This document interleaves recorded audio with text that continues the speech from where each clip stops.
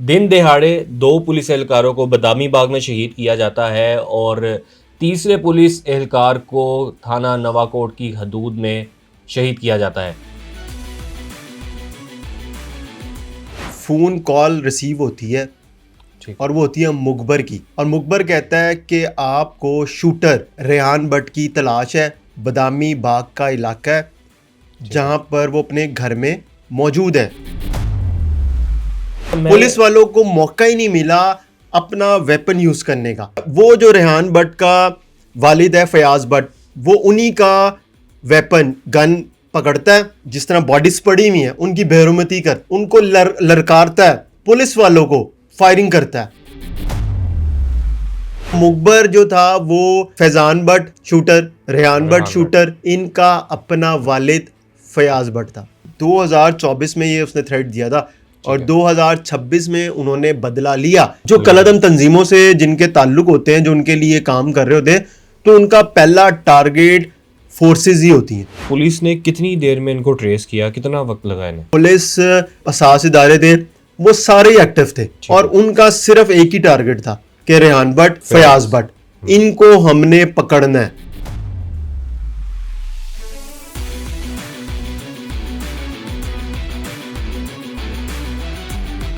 अस्सलाम वालेकुम नाज़रीन, मैं हूं एहसन ज़फ़र और आप देख रहे हैं पब्लिक क्राइम स्टोरीज। नाज़रीन, आज के पॉडकास्ट में हम बात करने जा रहे हैं जिसमें 3 पुलिस एहलकारों को शहीद कर दिया जाता है। दिन दहाड़े 2 पुलिस एहलकारों को बदामी बाग में शहीद किया जाता है और तीसरे पुलिस एहलकार को थाना नवाकोट की हदूद में शहीद किया जाता है। यहाँ पर हमारे साथ मौजूद हैं सीनियर क्राइम रिपोर्टर फ़राज़ निज़ाम साहब। इनसे बात करते हैं और इनसे जानते हैं। अस्सलाम वालेकुम फ़राज़ साहब, कैसे वालेकुम हैं? अस्सलाम, अल्लाह का शुक्र। मैं आपसे जानना चाहूँगा, ये मामला क्या है? 3 पुलिस एहलकारों को दिन दहाड़े कत्ल कर दिया जाता है। अच्छा, ये 3 पुलिस एहलकार हैं और एक सब इंस्पेक्टर है, एक हेड कांस्टेबल है और एक कांस्टेबल है। ठीक है। सब इंस्पेक्टर का नाम है अदील और हेड कांस्टेबल का नाम है असद। फिर एक कांस्टेबल है, उसका नाम है हारिस। ठीक। ये हारिस जो है, ये तो ड्यूटी पर मामूर था हुँ, और जो सब इंस्पेक्टर है और हेड कांस्टेबल है, ये दोनों लॉरी अड्डा थाना है उसमें तैनात थे। हुँ, लेकिन इनको एक फ़ोन कॉल रिसीव होती है ठीक है, और वो होती है मुखबर की, ठीक है, और मुखबर कहता है कि आपको शूटर रेहान भट्ट की तलाश है। और रेहान भट्ट इस वक्त बदामी बाग का इलाका है ठीक है। जहाँ पर वो अपने घर में मौजूद है। हुँ, आप आ जाएं, आप इस वक्त इसको गिरफ्तार कर सकते हैं। ठीक है, सब इंस्पेक्टर और हेड कांस्टेबल दोनों अपनी प्राइवेट गाड़ी में ठीक थाने है। से निकलते हैं और उस लोकेशन के ऊपर पहुंच जाते हैं। सिर्फ़ 2 लोग ना, फ्री लेकर सिर्फ नहीं 2 जाते? लोग, और ठीक कोई है। नहीं था। जब ये 2 लोग वहाँ पर पहुँचते हैं हुँ, और जिस मुखबर ने इनको इत्तला दी थी, अब मैं थोड़ा-सा आगे चल के बता दूँगा चूँकि ये भी ज़राए की जानिब से हमें पता चला कि मुखबर कौन था। अब जिस मुखबर ने इत्तला दी थी, हुँ, उस मुखबर ने बताया कि रेहान भट्ट इधर है। जी। ये उस जगह पर पहुँचते हैं, रेहान भट्ट का घर उसके सामने बिल्कुल मौजूद होते हैं हुँ, और दरवाज़ा जैसे ही खुलता है, तो रेहान भट्ट शूटर नौजवान है, हुँ, 18 से 19 साल उसकी उम्र है। ठीक है। वो पुलिस के ऊपर फायरिंग कर देता है। अच्छा, अच्छा, रेहान भट्ट जब फायरिंग करता है तो रेहान भट्ट के साथ उसका वालिद फयाज भट्ट भी होता है। अच्छा, अब उनका पूरा उन्होंने ज़ेन बनाया हुआ है, यानी कि जिसने पुलिस के ऊपर हमला करना है या जिसको जो टारगेट मिला हुआ है, उसने वो टारगेट तो अपना पूरा करना है, ज़ाहिर उसमें है वो खुद मर जाए या हुँ, वो सामने वाले को मार दे। हुँ, अब इसमें हुआ ये कि पुलिस वाले बेचारे 3 लोग शहीद हुए, 2 तो हुए ठीक है, बदामी बाग ठीक और है, एक होता है जिसका मैंने आपको बताया कांस्टेबल है हारिस, वो होता है नवाकोट का इलाका। ठीक है, अब उधर भी हम जाएंगे, लेकिन बदामी बाग में जिस तरह ये वाकया पेश आया अफसोसनाक, जो सब इंस्पेक्टर और हेड कांस्टेबल शहीद हुए। अब शूटर अपने घर से निकलता है हुँ, और घर भी उसका, आप कह लें कि बिल्कुल नॉर्मल सा घर है, ठीक छोटा है, सा दरवाज़ा है, ठीक दरवाज़ा है। खुलता है और वो पुलिस के ऊपर फायरिंग कर देता है। मतलब वो अब इतना पहले से गैप ही होता है, तैयारी यानी में कि था। ये दरवाज़ा खुला है और उसने हुँ, फायरिंग शुरू कर दी है, शूटर रेहान ने और उसके वालिद फयाज ने, और ठीक है। पुलिस वाले जो है चंद कदमों के फासले में। अच्छा, मैं पुलिस वालों को मौका ही नहीं मिला अपना वेपन यूज़ करने का। हुँ, अब जब उनको गोलियां लगती हैं, वो बाहर गली जो घर के बाहर मौजूद है सड़क, उसके ऊपर गिरते हैं और उसी टाइम मौके पर ही उनकी शहादत हो जाती है, जहाँ भाग हो जाते हैं। फिर जो फयाज भट्ट है यानी कि शूटर रेहान भट्ट, जिसकी गिरफ्तारी के लिए पुलिस जाती है, 2 पुलिस वाले पीछे नफरी नहीं लेके जाते हैं ना, किसी को बताया उन्होंने। अच्छा, वो जो रेहान भट्ट का वालिद है फयाज भट्ट, वो उन्हीं का वेपन गन पकड़ता है और उनके जिस तरह बॉडीज पड़ी हुई हैं उनकी बेरुमती करता है, यानी कि उनके ऊपर पाँव रखता है। फिर उनको ललकारता है पुलिस वालों को और फायरिंग करता है, मतलब यानी कि वो अपनी तसल्ली पूरी तसल्ली उनकी... करते हैं अपनी। एक पहले ही पुलिस वाले शहीद हो गए हैं, फायरिंग हुई है बाप बेटा ने की, लेकिन उनके दिल में रंजिश थी इस कदर कि उन्होंने, जब वो शहीद हो गए हैं, सड़क पे बॉडीज पड़ी हुई हैं, उसके बाद वो फयाज भट्ट वो उनके ऊपर पाँव रखता है, उन्हीं की गन्स पकड़ता है, दोबारा फायर करता है, ठीक है, और ज़ोर ज़ोर से बोल रहा होता है, आवाज़ें लगा रहा होता है। और बड़ा रशी एरिया है, यानी कि एक गली है, उसके अंदर आप जब एंटर होते हैं तो एक घर नहीं है, एक साइड अगर आप देखेंगे कोई 10-12 घर बना हुआ होगा, फिर दूसरी साइड जो है उधर भी घर, अब छोटी छोटी गलियां हैं, फिर यूँ गलियां मुख्तलिफ गलियां जा रही हैं उसी स्ट्रीट के अंदर, उधर इतने घर हैं, वहाँ पे लोग बाहर बैठे हुए हैं, चहलकदमी है लोगों की बहुत ज़्यादा, लोगों की आमदोरफ्त बहुत ज़्यादा है, बच्चे खेल रहे हैं, बड़े बैठे हुए हैं, मर्द हजरात, खवातीन का गुजरना है, बाजार है। तो आप ये देखेंगे जब फायरिंग हुई है, दूर दूर तक आवाज़ गई है, लोगों को ये पता चला कि फायर हो रहे हैं, लोग अपने घरों से निकले हैं। जब लोग घरों से निकले तो लोगों को पता चला कि 2 यूनिफॉर्म में पुलिस के जवान सड़क पर पड़े हुए, उनके ऊपर फायरिंग की है। अब ये बाप और बेटा पुलिस वालों का असला छीनते हैं और वहाँ से पैदल निकल जाते हैं। पैदल ये काफ़ी फासला बनता है, जो बदामी बाग का मेन आप जो ब्रिज है, जब आप बदामी बाग की तरफ जाते हैं, ये उस चौक तक जाते हैं। जो सीसीटीवी फुटेज आई है उसमें बिल्कुल साफ वाजे हो रहा है कि जो रेहान भट्ट है उसने भी असला पकड़ा, बैग पकड़ा, टांगा पीछे लिया हुआ, कैरी किया हुआ है।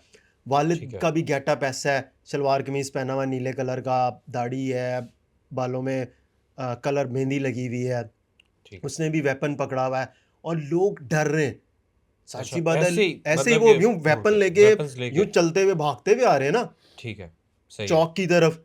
बिल्कुल ठीक है। तो अब देखें ना, जहां ये वाकया नहीं, जहां ये वाकया हुआ उधर से लेके और चौक तक काफी टाइम था, किसी ने उन्हें नहीं रोका, किसी ने नहीं पकड़ा, पुलिस वाले ने किसी ने नहीं। ये भी 15 की कॉल लोगों ने चलाई कि यहाँ पे तो फायरिंग हो गई है, 2 पुलिस वाले आपके वो शहीद हो गए हैं।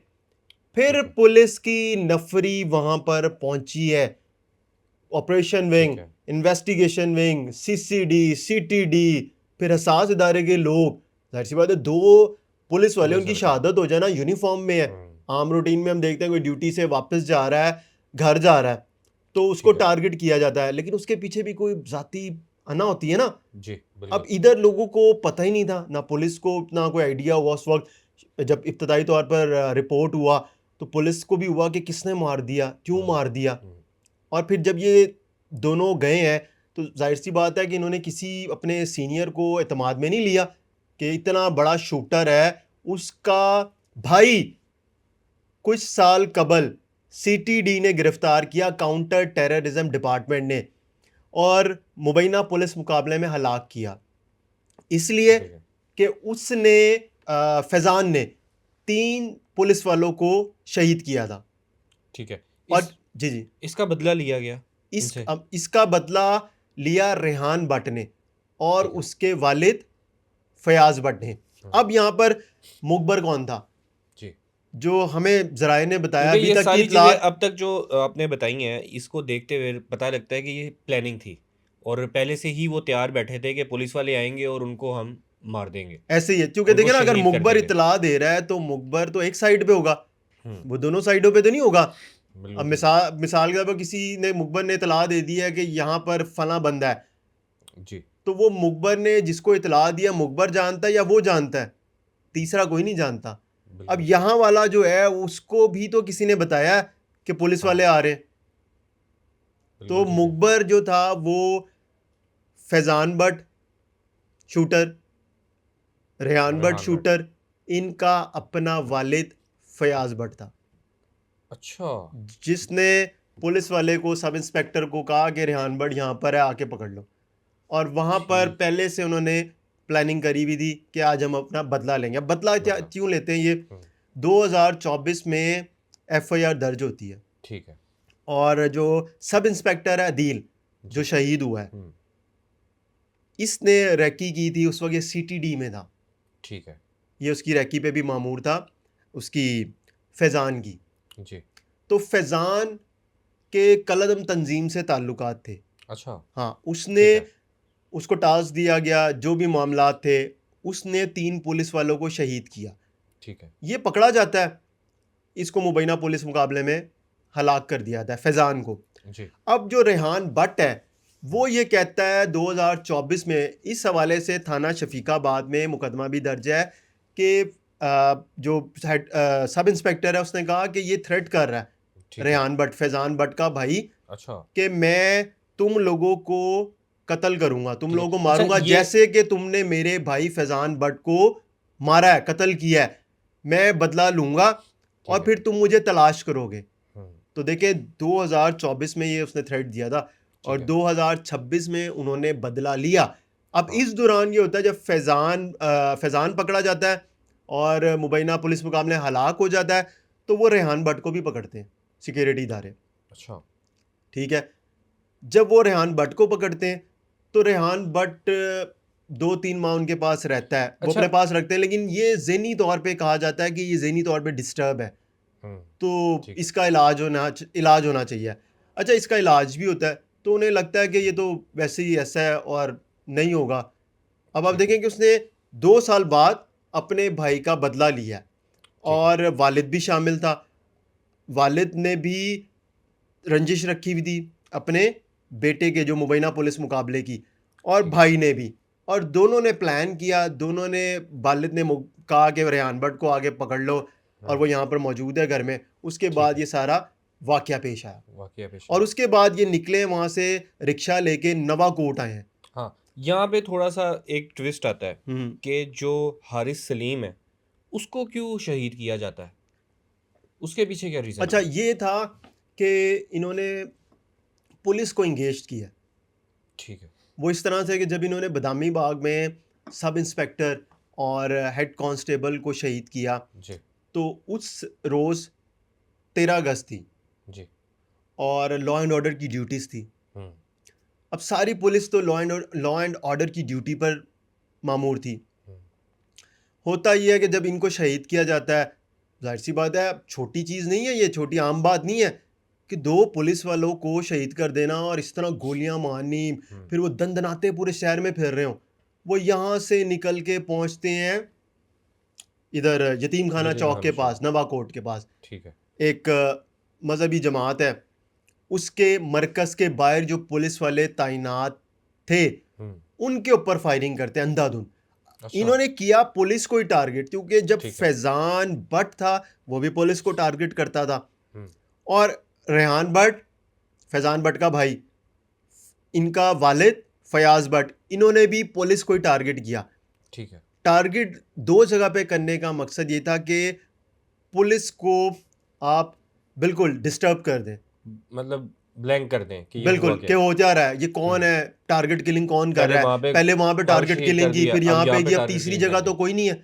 तो उसके बाद पुलिस वालों को ये भी कहा गया कि सब अपनी जो सेफ्टी है पहले, सबसे पहले उसको इंश्योर करवाएं। बिल्कुल ठीक है। जाहिर सी बात है ना कि 2 इंसिडेंट हो गए 1 घंटे के, 1.5 घंटे के अंदर अंदर। अब वहाँ से वो रिक्शा पकड़ के चलते हैं, नवाकोट की तरफ आते हैं। अच्छा। वहाँ पे वो टोटल 4 तकरीबन 3 पुलिस वाले और 1 राहगीर उसको ज़ख्मी करते हैं। इन सबको हॉस्पिटल भेजा जाता है तिब्बी इमदाद के लिए, जिनमें से हारिस जो है वो शहीद हो जाता है। तो टोटल पुलिस की 3 शहादतें थी और फिर ज़ख्मी थे। अभी जो पुलिस वाले इसमें ज़ख्मी हैं वो भी आईसीयू में कल तक एडमिट थे। यानी कि उनकी भी हालत इतनी स्टेबल नहीं थी।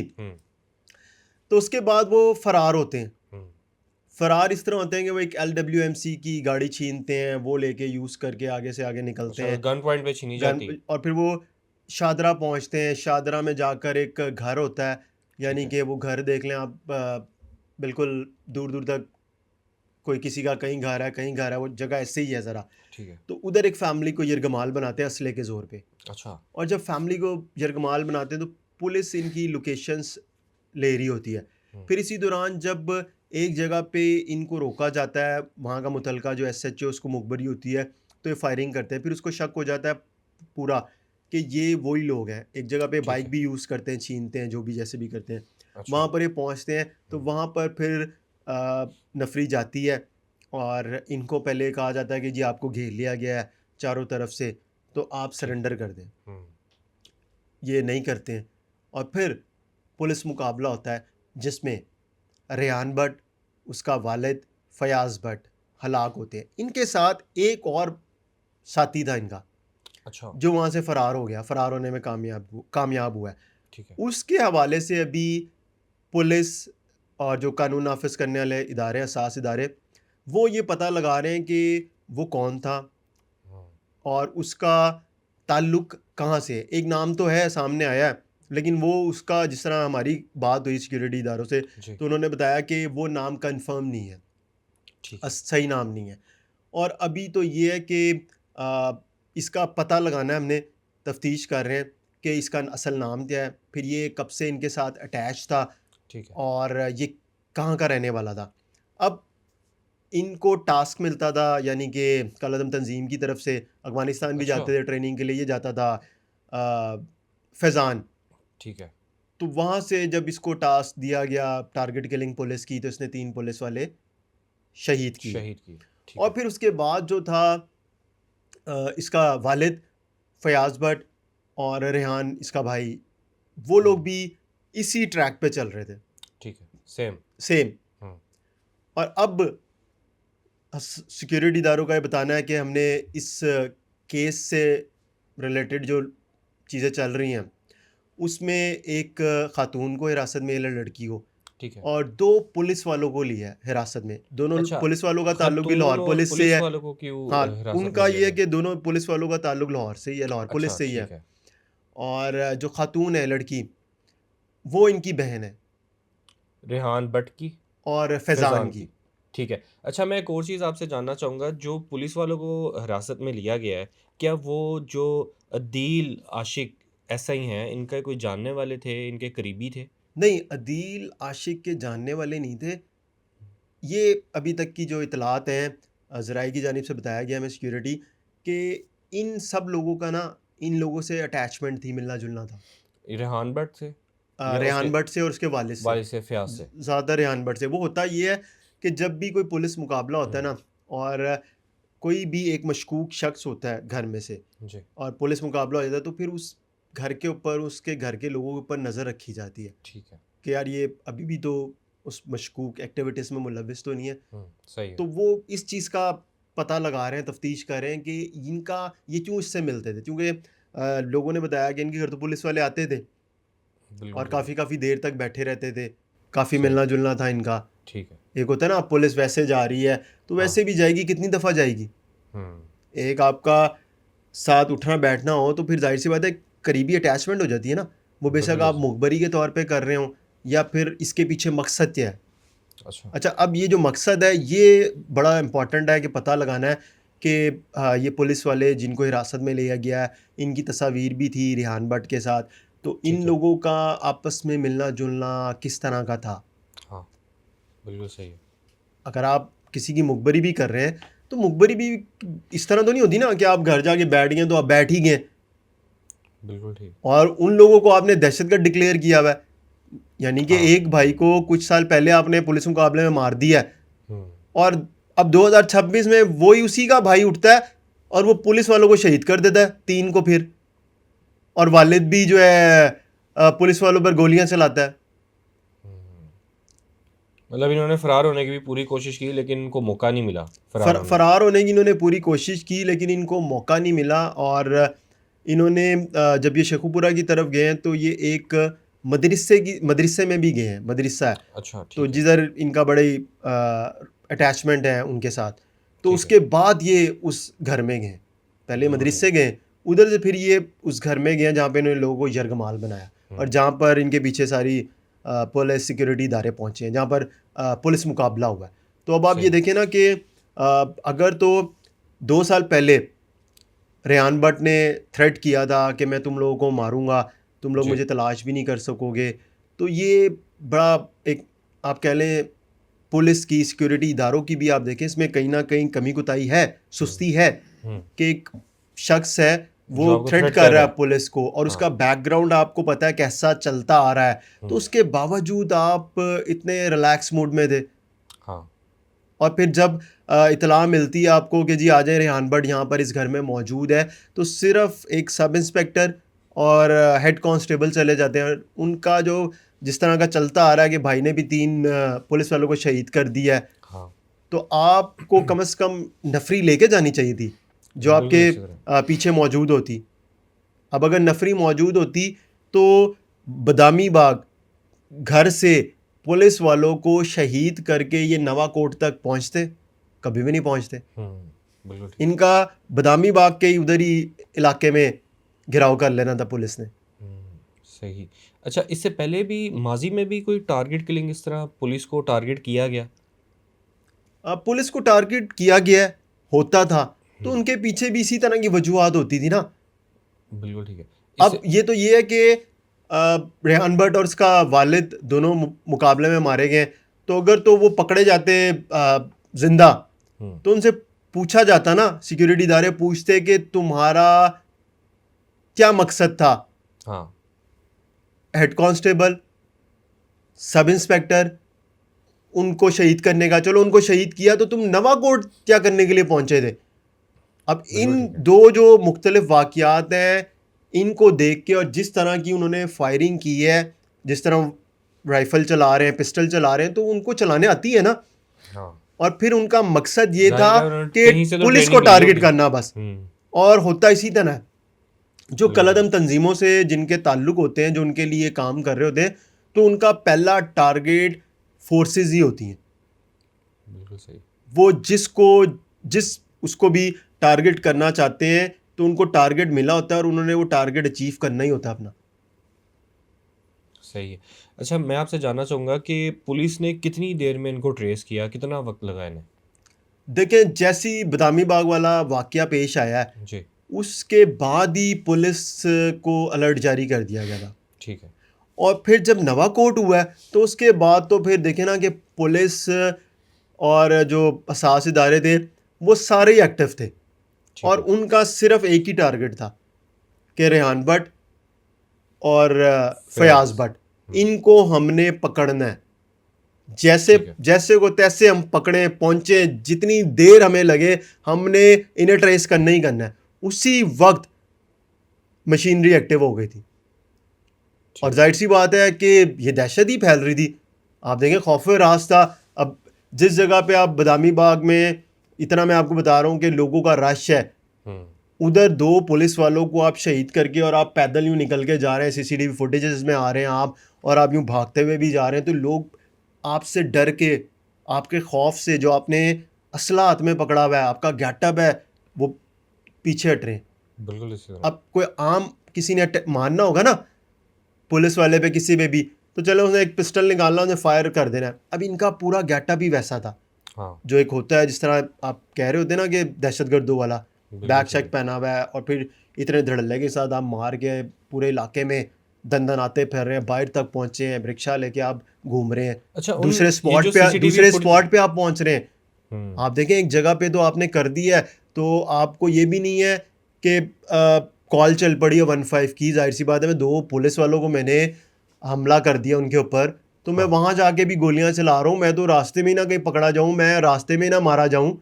उनके खौफ नहीं था उन्हें। सही, यही मैं आपसे बात करने लगा था कि सीसीटीवी फुटेज में देखा गया है उनके चेहरों पे भी कोई खौफ नहीं नज़र आ रहा, और जैसे इस तरह लग रहा है कि उनके इसके अलावा भी पीछे कोई हाथ था जो उनको सपोर्ट कर रहा था, और जिस तरह से वो निकले हैं, ये पूरी प्लानिंग की गई थी। तो क्या लगता है कि इनके पीछे इसके अलावा भी कोई लोग हो सकते हैं? बिल्कुल, इसके पीछे लोग हैं, प्रॉपर उनको गाइड किया गया, उनको सपोर्ट हासिल थी जो वो इस तरह से एक फुटेज आई है जिसमें वो मेरे ख्याल में नवाकोट का इलाका है शायद, जब ठीक है। वो फायरिंग करके या बदामी बाग का थोड़ी इसकी मुझे कन्फ्यूजन है, तो वो जब जाते हैं ना तो उनके हाथ में वेपन है और नारे लगाते हुए जा रहे हैं, लोग नारे लगा रहे हैं। ये महल में नवाकोट का ही इलाका है, जब ये नवाकोट में फायरिंग वगैरह करते हैं उसके बाद जा रहे होते हैं, तो वो बिल्कुल नॉर्मल है, बिल्कुल नॉर्मल।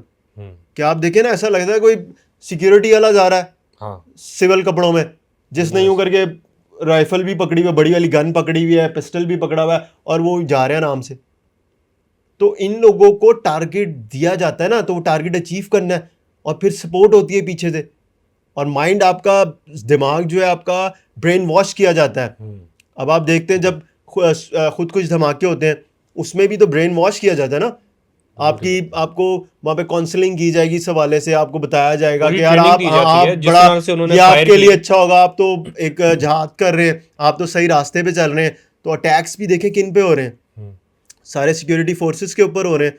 दहशत गर्दों का टारगेट जो होता है सिक्योरिटी फोर्सेस ही होते हैं ना, सबसे पहला टारगेट जो होता है वो तो बहुत कम होता है कि वो किसी पब्लिक प्लेस को टारगेट करें। पब्लिक प्लेस को टारगेट करने का मकसद है कि आप अपनी कमजोरी शो कर रहे हैं। सही बात है। इसके बाद पुलिस को मुतहरिक होने की ज़रूरत है, जो ये वाकया पेश आया। देखें ये तो वाकया हो गया ना, अब जो पुलिस का, तो क्या आप देखें ये पुलिस वाला जो सब इंस्पेक्टर था ये सीटीडी में तैनात था जी। इसलिए इसको टारगेट किया गया है, इस मखसूस, आप देखें अगर चीज़ को, तो ठीक है। इसको इसलिए टारगेट किया गया कि ये वहाँ पर था उस वक्त, और जब ये पकड़ा गया था फैज़ान भट्ट, तो ये उस वक्त भी वहीं पे तैनात था सीटीडी में, तो इसको इसलिए टारगेट किया गया। बिल्कुल ठीक है। और उन्हीं दौरान में मुबैना पुलिस मुकाबले में फैज़ान भट्ट मारा जाता है। तो ये सारी जो एक चलती आ रहा था ना एक चेन चलती आ चेन, रही है। वो उस वक्त से चलती आ रही थी। तो पुलिस वालों के लिए तो देखें यार, उनको मुतहरिक क्या होना, वो लोग तो ड्यूटी कर ही रहे होते ना अवाम के बिल्कुल तहफ़्फ़ुज़ सही। के लिए, और जाहिर सी बात है अब जिसने आना है उनको भी नहीं पता, अच्छा, ये तो लाहौर किसी को भी शहर नहीं के। पता ना कि कोई हाँ। आम शहरी भी है और कोई फोर्सेस का है। तो जो इस तरह के लोग हैं जिन्होंने तखरीब कारी करनी है, उनके दिल में किसी के लिए नरमी तो है नहीं, और उनका ये तो है नहीं ना मैंने इसको टारगेट करना है, उसको जो उनको टारगेट मिला उन्होंने उसको करना है। बाज़ दफ़ा वैसे ही देखते हम कि अगर अफरा तफरी फैलानी हो किसी शहर में तो उधर इस तरह किया जाता है। अब इसके पीछे भी यही था, एक जगह पे 2 पुलिस वालों को टारगेट किया, फिर वहाँ से बदामी बाग से नवाकोट का अच्छा खासा डिस्टेंस है, इधर आके फिर टारगेट किया। ये यही था ना कि लोगों में जो है मेंटली उनको ये खौफ व रास फैलाना जी। था। 2 बड़े वाक़यात हो गए, लोगों को जब पता चला कि पुलिस वालों की टारगेट किलिंग हो रही है। और इतने शहर, लाहौर हाँ, शहर के अंदर, जहाँ पे पुलिस लोग वाले वेपन महफूज लेते नहीं है। हैं, हाँ, पुलिस पुलिस वाले वाले महफूज महफूज नहीं नहीं है। है। और फिर ये तो है कि ऑपरेशन विंग है, इन्वेस्टिगेशन विंग है, सीसीडी है, सीटीडी है, कोई भी और हमारे साथ इदारे हैं, तो ये बड़ा ज़रूरी है कि कौन किधर रह रहा है, किसका क्या नेटवर्क है। एक हाँ। शख्स का पता है कि वो 2 साल पहले जो है उसने थ्रेट दिया हुआ है, उसका भाई भी कलदम तंजीम से उसका ताल्लुक था, पुलिस मुकाबले में मारा गया, 3 पुलिस वालों को शहीद किया, तो फिर इतना इजी उसमें उसको टाइम इस दिया गया, तरह के इजी लोगों के दिए, ऊपर ज़्यादा नज़र नहीं रखनी चाहिए। ज़्यादा नज़र रखनी चाहिए। अब यही तो चीज़ें अभी इन्वेस्टिगेट होंगी, सिक्योरिटी इदारे करेंगे कि कहाँ पर कमी कुताही हुई है। और इस तरह 2 पुलिस वाले उठ के चले जाएं एक कितने ख़तरनाक शूटर के पास, और उसको गिरफ्तार करने, वो कैसे गिरफ्तारी ऐसे दे सकता है? ठीक है। गिरफ्तारी दे अच्छा, सकता है ये जो वो क्या आराम से कहेगा कि जी मैं गिरफ्तारी दे रहा हूँ? भाई उसने गिरफ्तारी देनी है, सरेंडर करना है, तो वो तो खुद भी थाने चल के आ सकता है।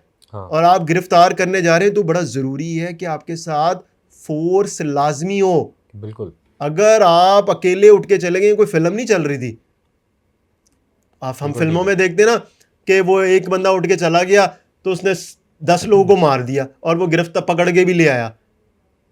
ये एक असल कहानी है, असल आप दुनिया में रह रहे हैं, आप खुद आप एक पुलिस इदारे ऑफिसर। का हिस्सा है। जी। क्या ऐसा होता है? नहीं होता। अब देखें ना, ये एक बड़ा अफसोसनाक वाकया है। और देखें उनके घर वाले हैं जो भी लोग शहीद हुए हैं इसमें, तो वो उनके घर वाले बेहतर जानते हैं उनके साथ जो अभी इस वक्त चल रही होगी, उनकी जो कंडीशन होगी। बिल्कुल ऐसे ही। अच्छा, मैं एक और चीज़ आपसे जानना चाहूँगा, ये रेहान भट्ट और फयाज़ भट्ट जो कि इनके वालिद हैं, इनके ऊपर पहले भी कोई मुकदमा थे? अब कोई फयाज एफआईआर थी? भट्ट और रेहान भट्ट के ऊपर इस तरह कोई मुकदमा तो नहीं सामने आए, ठीक है। और लेकिन इनका ताल्लुक कलदम तंज़ीम से तंजीम था। से रहा है। हुँ, और सबसे ज़्यादा फैज़ान का था, फिर उसके बाद रेहान भट्ट का भी रहा, और ठीक है। इसके वालिद फयाज़ भट्ट का भी। हुँ, तो ये सब चीज़ें बड़ा अहम है कि कब से ताल्लुक़ चलता आ रहा था। फिर जब थ्रेड आया उसके बाद भी जो है इनके ऊपर क्यों नहीं इतना ज़्यादा चेक एंड बैलेंस रखा गया। अगर चेक एंड बैलेंस रखा भी गया, अब जिस तरह हुँ, पुलिस वालों को भी बिल्कुल, हिरासत में लिया गया, तो फिर वो किस तरह चेक एंड बैलेंस रख रहे थे, किस तरह इनकी तफ्तीश कर रहे थे, मुखबरी और निगरानी करते थे। बिल्कुल ऐसे ये ही। सब चीज़ें बड़ी इंपॉर्टेंट है ना। अब ये ठीक है। आगे जाके और मज़ीद चीज़ें पता चलेंगी। फिर इनकी जो बहन को उन्होंने हिरासत में लिया है, जी, तो उनसे भी पूछा जाएगा कि और कौन-कौन लोग हैं, हाँ, किस-किस का आना-जाना था, ठीक है। और कब से क्या कोई प्लानिंग हो रही थी, क्या माइंड था। अब उसकी बहन जो है इसकी रेहान भट्ट की, हुँ, वो बहुत सी चीज़ें बता सकती है। अगर उसके सामने गुफ्तगू हुई है, उसके सामने प्लानिंग होती थी, जी, और क्या इन्होंने ज़ेन बनाया हुआ था कि जो सब इंस्पेक्टर है, हेड कांस्टेबल या सब इंस्पेक्टर ही उनका टारगेट था कि हमने इसको मारना है, इसको टारगेट करना है।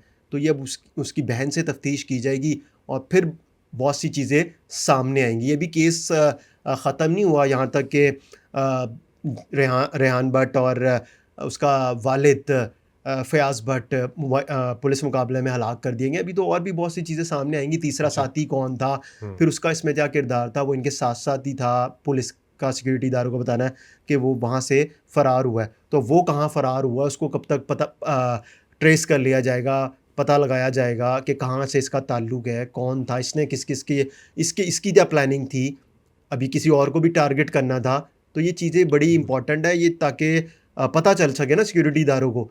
अच्छा, मैं एक और चीज़ यहाँ पे आपसे जानना चाहूँगा, जो हमारी सिक्योरिटी फोर्सेस हैं, क्या उनको अपनी हिफाज़त के लिए भी कुछ करना चाहिए? क्या समझते हैं, कोई एहतियात बरतनी चाहिए? जैसे सीसीडी है और सीसीडी के एहलकार हैं, अब कल को तो कोई भी किसी का भाई उठ जाएगा कि मेरे भाई को कत्ल किया है तो मैं ऐसे टारगेट किलिंग कर दूँ, देखिए होता है, और और थ्रेड्स भी आते हैं। थ्रेड्स भी आते हैं, और ये जो होता है ना लोग वो अपना ज़ाहिर सी उनके ऊपर प्रेशर होता है, डरे हुए होते हैं हाँ, कि अभी किसी का भाई या किसी का बाप जो भी पुलिस मुकाबले में मारा गया है, आप क्या तो समझते हैं उसके पुलिस की बाद सेफ्टी के लिए क्या होना चाहिए सेफ्टी इसका? के लिए हाँ, तो देखिए वो कोई अपनी हिफाजत अब और खुद करनी चाहिए। खुद करनी चाहिए। और फिर काम ऐसा ना हाँ, सिक्योरिटी फोर्सेस का, उसमें बिल्कुल। तो उनको पता है कि यार हमने अपना तहफ़्फ़ुज़ से ज़्यादा जो है वो लोगों का तहफ़्फ़ुज़ करना है। हुँ, वो अपना तहफ़्फ़ुज़ क्या करें, फिर निकलना छोड़ दें बाहर, हाँ,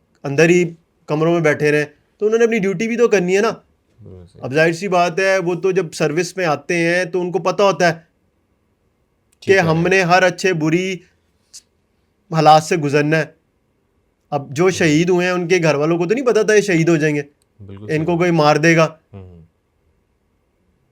तो ये तो आपको पता है सर्विसेज का हिस्सा है, लेकिन लोगों के दिल दिमाग में कहीं ना कहीं गुस्सा होता है, रंजिश होती है। और वो आप देख लें, ये एक एग्जाम्पल है कि फैज़ान भट्ट को मारा तो उसका रेहान भट्ट भाई जो है वो क्या उसने कहा था कि मैं मार दूंगा, तुम लोगों को भी मारूंगा, तुम मुझे तलाश करोगे। हुँ, तो बेशक ठीक है। पुलिस का 3 जवान शहीद हुए, लेकिन लॉस तो है ना पुलिस फोर्स के लिए। बिल्कुल है। पुलिस फोर्स से ज़्यादा उनके घर वालों का नुकसान है। हुँ, और ये जो जिस तरह इसके ऊपर भी पुलिस वालों को चाहिए कि डीआईजी को, सीसीपीओ को, आईजी को, वो इनको इन्फॉर्म करे सबको कि भाई अगर तुम्हें कोई मुखबर की इतला दे रहा है तो तुम अकेले ना जाओ। बिल्कुल ठीक है। इन लोगों के पास तो इतना जदीद असला भी नहीं है, पुलिस के पास इतने वसाइल भी नहीं है। हुँ, उसने कौन सा वो बुलेट प्रूफ जैकेट पहन के गया था, हाँ, हेलमेट पहन के गया था गिरफ्तार करने के लिए। हुँ, तो आप देखें ना, बहुत से सवाल आते हैं। बहुत एक सी तरफ तो चीज़ें हम हैं। देख रहे हैं कि पुलिस वाले शहीद हो गए, लेकिन क्या पुलिस वालों ने अपनी सेफ्टी यकीनी बनाई थी? हाँ, बिल्कुल ठीक उन्होंने है। ये बताया था मुतलका थाने के एसएचओ को कि मैं तुम्हारे यानी कि लॉरी अड्डे से थाना लॉरी अड्डे के सब इंस्पेक्टर वो बदामी बाग में जाके शूटर को गिरफ्तार करने गया कि जी उसकी इतला मिली है, हम्म, तो क्या उसने बदामी बाग थाने के एसएचओ को बताया था? बिल्कुल क्या सही। उसने अपने मुतलका एसपी को बताया था? हम्म, अपने डीआईजी को बताया था? अपने सीसीपीओ को बताया था? नहीं बताया था।